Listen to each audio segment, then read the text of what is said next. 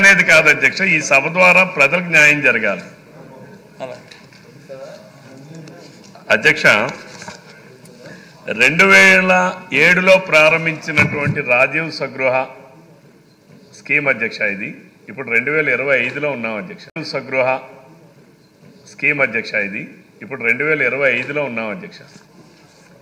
2025 నుంచి అంటే ఎన్ని సంవత్సరాలు అయింది అధ్యక్ష? సమారమి 20 సంవత్సరాలు కావస్తా ఉంది అధ్యక్ష. నేను గౌరవ మంత్రి గారికి స్ట్రైట్గా 4 పాయింట్స్ అడుగుతా అధ్యక్ష. మీరు రాజీవ్ స్వగృహ కార్పొరేషన్ ఏర్పాటు చేసి ఆ రోజు 5 లక్షల క్యాపిటల్తో షేర్ క్యాపిటల్తో ఏర్పాటు చేసినటువంటి ఈ వ్యవస్థని మీరు 1000 కోట్ల రూపాయలు బ్యాంక్ లోన్ తీసుకొచ్చారు అధ్యక్ష. ఆ రోజుకి అధ్యక్ష దీని వాల్యూని దీన్ని 8,000 కోట్లు 8,504 కోట్ల రూపాయలతో ఉమ్మడి ఆంధ్రప్రదేశ్లో 32 ప్రాజెక్ట్స్ అధ్యక్ష. మన రెసిడ్యువల్ స్టేట్ అయిపోయిన తర్వాత ఇది మనకి 1000 కోట్లేమో బ్యాంకుల నుంచి తీసుకొచ్చారు అధ్యక్ష.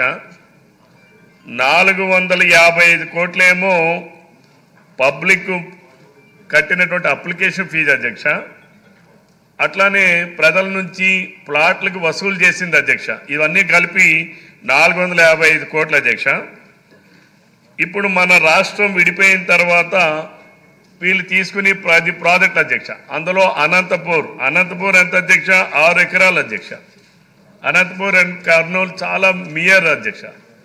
శ్రీకాకుళం జిల్లాలో ఎచ్చెర్ల, విశాఖపట్నంలో ఎండాడ, ఇవి చూసుకుంటే అధ్యక్ష ఈరోజు వాటి వాల్యూస్ని గవర్నమెంట్ ఎప్పటికప్పుడు రివైజ్ చేస్తుంది. నేను అడుగుతుంది ఏంటంటే, మీరు బ్యాంకుల నుంచి 1000 కోట్ల రూపాయలు ఆ రోజు తీసుకొచ్చారు. అందులో ఈరోజు మన ఆంధ్రప్రదేశ్ రాష్ట్రానికి వచ్చిన మన షేర్ ఏంటి?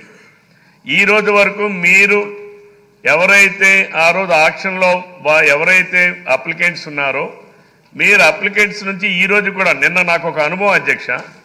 2021లో ఎవరైతే ఆ రోజు అప్లికేషన్ పెట్టుకున్నారో ఆయన అంతకుముందు డబ్బులు కట్టాడు అధ్యక్ష. 2021లో కూడా ఆయన డీడీలు విత్ ఇంట్రెస్ట్లతో, పేనల్ ఇంట్రెస్ట్లతో కూడా కాబోలోడు వడ్డీ కన్నా ఎక్కువ వడ్డీ వసూలు చేస్తున్నారు అధ్యక్ష. వీళ్ళు వసూలు చేసి నిన్న తీరిగ్గా చెప్తున్నారు అధ్యక్ష, నువ్వు ఇచ్చిన డీడీని మేము క్యాష్ చేసుకోలేదు కాబట్టి మళ్ళీ నువ్వు ఇంట్రెస్ట్ కట్టని చెప్పి అడుగుతున్నారు అధ్యక్ష. వీళ్ళు అంటే వీళ్ళు ఎంత దుర్మార్గంగా రాజీవ్ స్వగృహ కార్పొరేషన్ని ఎలా వాడుకుంటున్నారంటే అధికారులు, మరి దాని మీద ప్రభుత్వం సరైనటువంటి చర్యలు తీసుకోవాలి అధ్యక్ష. ఇప్పటికి కూడా మీరు ఆ ప్రాజెక్టుని కొనసాగిస్తారా? లేదు ఇప్పటికి ఎవరైతే ఆక్షన్లో పాల్పంచుకున్నారో వాళ్ళకి అందరికీ మీరు మిగిలినటువంటి సెమీ కన్స్ట్రక్షన్స్ ఉన్నాయి, కన్స్ట్రక్షన్ కంప్లీటెడ్ ఉన్నాయి. ఒకసారి చూస్తా అధ్యక్ష,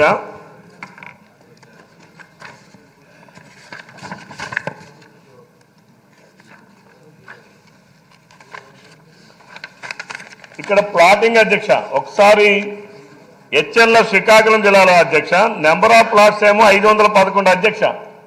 కానీ నెంబర్ ఆఫ్ హౌసెస్ గ్రౌండ్ 189. అందులో number of BBL and BL 12, number of semi finished units 123, number of completed units 54. ఇది ప్రైవేట్ వాడు ఒక ప్రాజెక్టు తీసుకుంటే వాడు ఒక 2 సంవత్సరాలు 3 సంవత్సరాల కాల పరిమితిలో వాడు చేస్తున్నాడు అధ్యక్ష. వీళ్ళు బ్యాంకు నుంచి ఇనీషియల్గా 1000 కోట్ల రూపాయలు తీసుకొచ్చి ఈ రోజు వరకు ఒక్క ప్రాజెక్టును కూడా పూర్తి చేయకపోవడానికి గల కారణాలు ఏమిటి? దానికి బాధ్యులు ఎవరు? ఈరోజు మీరు లబ్ధిదారులకి అలాట్మెంట్ చేయకుండా, వాళ్ళకి ఇవ్వకుండా వడ్డీల మీద వడ్డీలు వేసి, పేనల్ వడ్డీలు వేసి వీళ్ళు వసూలు చేస్తూ ఉన్నారు అధ్యక్ష. ఇట్లాగే ఈ రాష్ట్రంలో అధ్యక్ష మనం చూసుకుంటే మొత్తం 8 ప్రాజెక్టులు ఉన్నాయి అధ్యక్ష. మొత్తం 10 ప్రాజెక్టులు అధ్యక్ష. 10 ప్రాజెక్టుల్లో వీళ్ళు నెంబర్ ఆఫ్ ప్లాట్స్ వీళ్ళు వేసింది 8,550 ఫ్లాట్స్ లేఅవుట్ వేశారు అధ్యక్ష.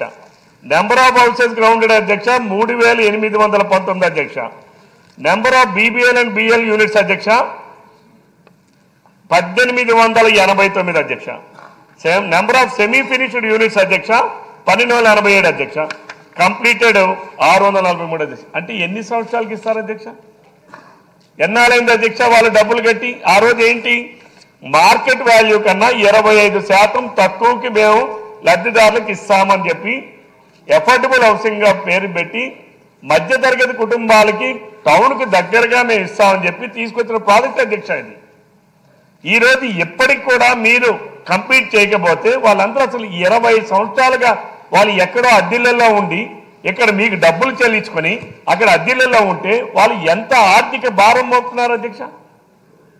మీరు ఆలోచించండి ఒకసారి. మీ ద్వారా నేను ప్రభుత్వానికి గౌరవ మంత్రి గారికి నేను అడుగుతాను, మీరు ఎన్ని దినముల్లోగా దీనికైనా టైం బాండెడ్ ఉందా, టైం బాండెడ్ లేదా, నిరంతరం కొనసాగే ప్రక్రియనా, దానిపైన నాకు పూర్తి వివరణ కావాలి అధ్యక్ష ప్రభుత్వం నుంచి. దీనికి టైం బాండ్ పెట్టండి. మీరు ఎన్ని రోజుల్లో కంప్లీట్ చేస్తారో చెప్పండి. లేక చేయకపోతే అంటే రెరా యాక్ట్ ప్రకారం మీరే తీసుకొచ్చారు, ప్రభుత్వమే తీసుకొచ్చింది రెరా యాక్ట్. టైంలీ కంప్లీట్ చేయకపోతే తిరిగి ఇవ్వాలి అధ్యక్ష వాళ్ళ కాంపన్సేషన్. ఈ రోజు రాజీవ్ స్వగృహ తిరిగి లబ్ధిదారులకి మీరు కాంపన్సేషన్ చెల్లించాలి అంటే రెరా యాక్ట్. మీరు దాన్ని అమలు చేస్తారా చెయ్యరా? ఇది నేను ప్రభుత్వాన్ని సూటిగా ప్రశ్నిస్తున్నాను అధ్యక్ష. చాలా సూటిగా ప్రశ్నించారు వెలగపూడి రామకృష్ణ బాబు గారు. అధ్యక్ష, 2007లో రాజశేఖర రెడ్డి గారి టైంలో ఎండాళ్ళలో ఈ రాజీవ్ స్వగృహ కార్పొరేషన్ పేదవారికి ఇళ్ళు నిర్మించడం కోసం 47.62 ఎకరాలు ఇవ్వటం జరిగింది అధ్యక్ష. ఈరోజు ఇది బీచ్ రోడ్డుకి ఎండాడ రోడ్డుకి కూడా కనెక్టింగ్ అయి ఉంది అధ్యక్ష. ఆ టైంలో 11,296 మంది అప్లికేషన్ పెట్టి 5,000 రూపాయలు ఆ రోజు 2007లో కట్టడం జరిగింది అధ్యక్ష. కానీ ఇప్పటి వరకు కూడా 3,311కి మాత్రమే 5,000 ఇచ్చారు అధ్యక్ష. ఇంతవరకు మిగిలిన సుమారు 8,000 మందికి 5,000 రూపాయలు కూడా రిటర్న్ చేయలేదు అధ్యక్ష. ఆర్టీఐ యాక్ట్ ప్రకారం నాకు రాజీవ్ స్వగృహ వాళ్ళు ఇచ్చిన ఇన్ఫర్మేషనే సార్ ఇది.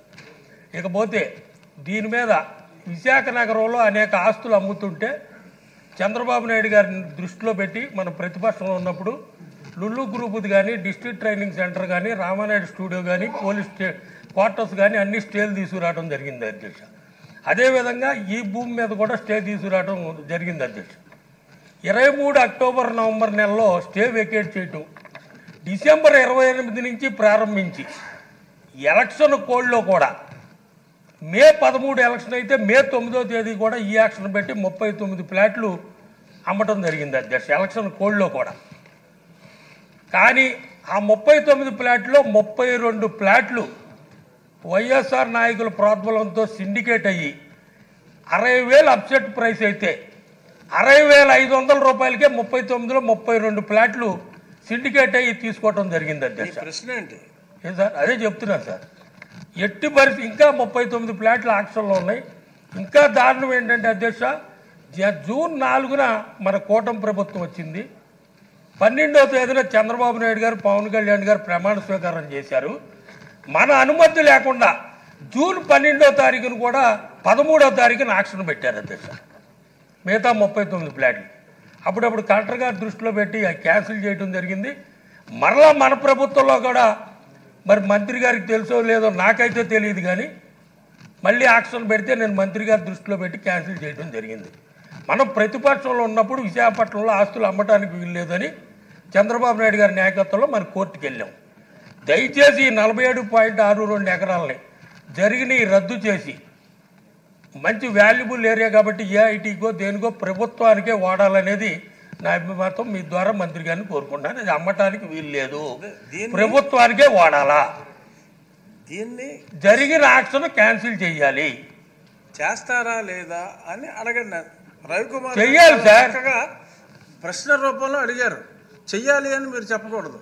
చేస్తారా, చేసి అలాగే సార్ అని అడగాలి. అలాగే సార్. ప్రశ్నోత్తరాల సమయం మీ సూచనలు ఇచ్చే సమయం కాదు.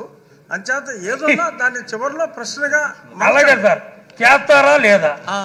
Thank you sir. ఆయన చెప్పిన తర్వాత మళ్ళీ అవకాశం ఉంది సార్. కె మురళీమోహన్ గారు క్లుప్తంగా. మీకు ఆ కార్పొరేషనే లేదు కదండి, పంచాయతీలు కదా మీ.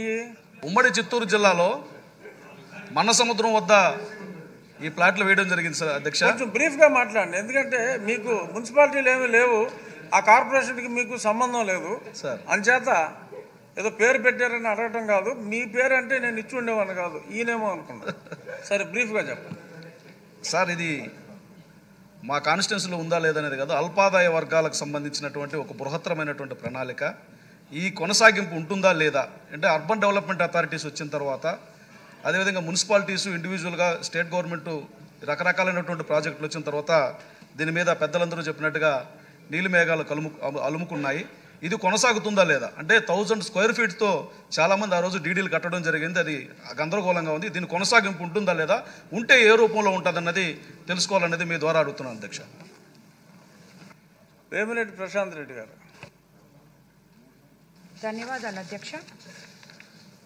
తెలుగుదేశం పార్టీ మూల సిద్ధాంతం మనకి ప్రతి ఒక్కరికి ఇల్లు ఉండాలా అనేది కాన్సెప్ట్ కాబట్టి అధ్యక్ష, 2,70,000 మందికి రిప్రజెంటేట్ చేస్తున్న కోవూరు నియోజకవర్గానికి నేను ఎమ్మెల్యేని కాబట్టి ఎలక్షన్ టైంలో ప్రతి ఒక్కరు కూడా ఇల్లు అడగడం జరిగింది అధ్యక్ష. కానీ గత ప్రభుత్వంలో మనము కోవూరు నియోజకవర్గంలో అయితే మనము స్థలాలు ఇచ్చినామో, ఇల్లు కట్టుకోవడం చేయమని చెప్పి ఇచ్చినామో అన్నీ కూడా ఒక్కటి కూడా ఉపయోగపడకుండా అన్నీ సగంలోనే ఆగిపోయిన దానివల్ల, అంటే ఇది నారాయణ గారికి సంబంధం లేని ప్రశ్న అండి. అందుకనే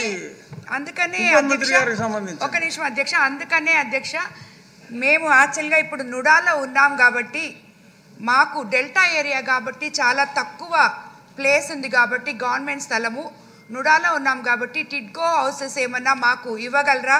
మాకు కోవూరు మండలంలో పడుగుపాడు ప్రాంతంలో హౌసింగ్కి అనుకూలమైన ప్రభుత్వ భూమి ఉంది. బుచ్చిరెడ్డిపాళెంలో మున్సిపాలిటీ పరిధిలో కొంత ప్రభుత్వ భూమి ఉంది. విడవలూరు మండలంలో చౌకచర్ల పంచాయతీలో తుమ్మగుంట వద్ద 5 ఎకరాలు భూమి ఉంది. కొడవలూరు మండలంలో చంద్రశేఖరపురం వద్ద కూడా ప్రభుత్వ భూమి ఉంది. కానీ మాకు ఎన్రోల్ చేసినటి నియోజకవర్గంలో 8,660 మందికి ఇల్లు ఎన్రోల్ చేసినాం అధ్యక్ష. అందులో పీసీలు 5,000కి ఇష్యూ చేశారు అధ్యక్ష. ఇది రాజీవ్ స్వగృహ అండి, ఇది రాజీవ్ స్వగృహ, దయచేసి మన్నించండి. ఇది రాజీవ్ స్వగృహ. దీనికి మంత్రి గారు కూడా ప్రిపేర్డ్గా ఉండరు అని చేత సమాధానం లేని ప్రశ్న. రాజీవ్ స్వగృహ మాకు సరిగా లేదు కాబట్టి టిడ్కో హౌసెస్ ఏమన్నా చేయగలరా అని అడుగుతున్నాను అధ్యక్ష మంత్రి గారిని. ధన్యవాదాలు అధ్యక్ష. మంత్రి గారు. అధ్యక్ష, గౌరవ సభ్యులు కోన రవికుమార్ గారు అడిగినట్టుగా హెచ్ఎల్ఏలో ప్లాట్ నెంబర్ 88 నాగేశ్వరరావు అనే వ్యక్తి యాక్చువల్గా దాన్ని ఆక్షన్లో తీసుకోవడం జరిగింది అధ్యక్ష. 25/5/2019లో అతను 70,000 ఈఎండి కట్టారు. ఆ తర్వాత 25% కంప్లీట్ చేయడానికి 67,592, మొత్తం 1,37,592 ఫస్ట్ ఇన్స్టాల్మెంట్ కట్టారు. అయితే అతను బ్యాలెన్స్ అమౌంట్ కట్టాల్సి ఉంది. అయితే అతను ఆ టైంకి కట్టలేదు అధ్యక్ష. కట్టనందువల్ల యాక్చువల్గా డిపార్ట్మెంట్ వాళ్ళు విత్ ఇంట్రెస్ట్ కట్టమన్నారు. అయితే డిపార్ట్మెంట్ వాళ్ళు కూడా చేసిన చిన్న తప్పు ఏంటంటే ఇప్పటి వరకు మొత్తం ఇంట్రెస్ట్ కట్టమన్నారు. అతను డీడీ ఇచ్చాడు ఒక డేట్కి. అందుకే నేను అధికారులకు ఆదేశించాను. అతను ఏ రోజైతే డీడీ ఇచ్చారు, అయితే ఆ డీడీని మన వాళ్ళు క్యాష్ చేయాలి. డిపార్ట్మెంట్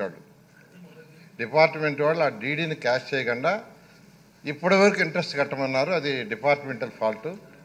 అందుకని ఏ రోజైతే అతను డీడీ ఇచ్చారో ఆ డేట్ వరకే ఇంట్రెస్ట్ తీసుకొని దాన్ని రిజిస్టర్ చేయమని ఆల్రెడీ ఇన్స్ట్రక్షన్ ఇచ్చాను అధ్యక్ష.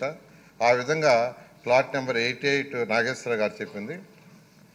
అయితే ఈ ప్రాజెక్టు యాక్చువల్గా 2007లో టేకప్ చేశారు అధ్యక్ష.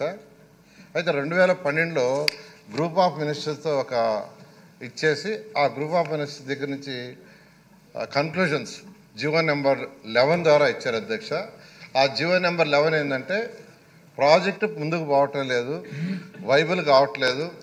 యాజ్ టీజ్గా అంటే ఇంతవరకు బేస్మెంట్ వరకు కట్టుంటే బేస్మెంట్తో అమ్మేయమన్నారు, ఆఫ్ కట్టుంటే ఆఫ్ వేయమన్నారు, లేదంటే ప్లాట్లు ఉంటే ప్లాట్లు వేయమన్నారు. ఆ విధంగా గ్రూప్ ఆఫ్ మినిస్టర్స్ యాక్చువల్గా ఇవ్వటం జరిగింది అధ్యక్ష. 2015లో కూడా జీవో నెంబర్ 7లో సేమ్ ఇచ్చాము. ఆ విధంగా ఈ ప్రాజెక్ట్ ఇప్పుడు కంటిన్యూ అవుతుంది అధ్యక్ష.